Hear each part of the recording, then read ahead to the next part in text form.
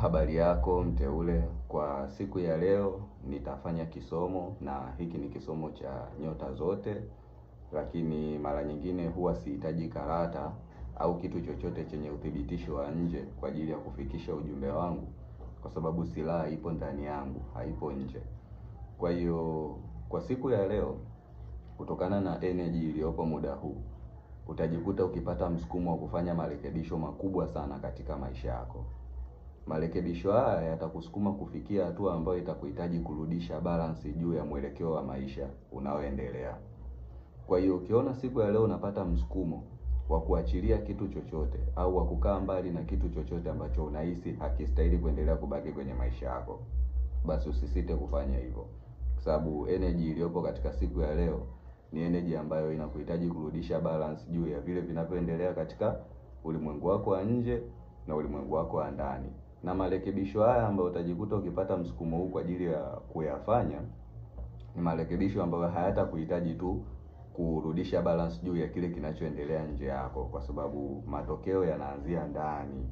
Kinachoendelea ndani yako ndio kinatafsiri kile kinachoendelea kwenye nje yako. Unapokosa utulivu ndani, basi inakuwa rahisi vile vinavyoendelea katika maisha yako kuja kwa mfumo wa kupanda na kushuka. Lakini unapokuwa na utulivu mkubwa ndani yako, basi kuna asilimia kubwa vile ambavyo vinaendelea kwenye maisha yako kwenda kwa mtiririko sahihi usiokuwa na pressure zisizo na maana. Kwa hiyo kwa siku ya leo utajikuta ukipata msukumo mkubwa wa kurudisha balance juu ya yale yanayoendelea katika maisha yako. Lakini pia kwa wale ambao hawana mwongozo wa kiroho, watajikuta wakipata dhoruba kali sana ya kiakili, kwa sababu watajikuta katika hali ya kushikilia vitu vyote ambavyo havikutakiwa kuendelea kubaki katika mzunguko wao, na hiki ni kitu ambacho kitawafanya waweze kubaki katika hali ya kujiuliza natakiwa kufanya au nisifanye, na kuwafanya wabaki pale pale bila ya kuendelea mbele wala kupiga hatua yoyote. Kwa dhoruba hii ya kiakili inaweza ikamsababishia mtu kupoteza mudi za siku, kupoteza mudi juu ya kitu ambacho alikuwa anaendelea kukifanya.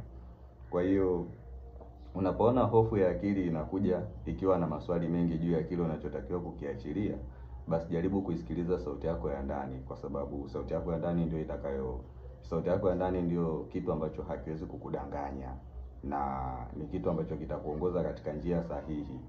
Endapo tu utapuuzia tahadhari, ndipo utapoona kuwa haukuwa sahihi toka mwanzo. Lakini usipopuuzia tahadhari, basi kitu hiki kinaweza kuwa na matokeo chanya sana katika mwelekeo wa maisha yako. Kwa hiyo hii ni general reading kutokana na kisomo cha siku ya leo, lakini pia hata msukumo wa kuanzisha kitu kipya.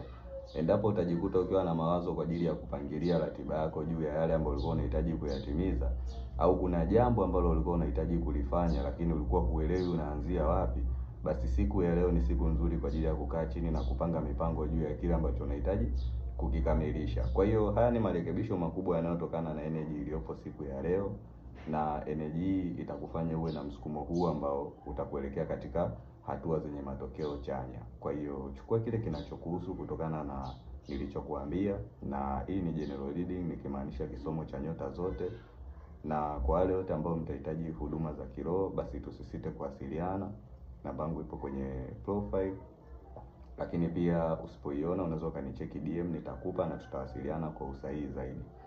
Lakini pia usisahau kulike, comment na kufollow page hii kwa ajili ya update mbalimbali za kiroho kila siku. Mimi ni mwalimu wa kiroho. Karibu na asanteni sana.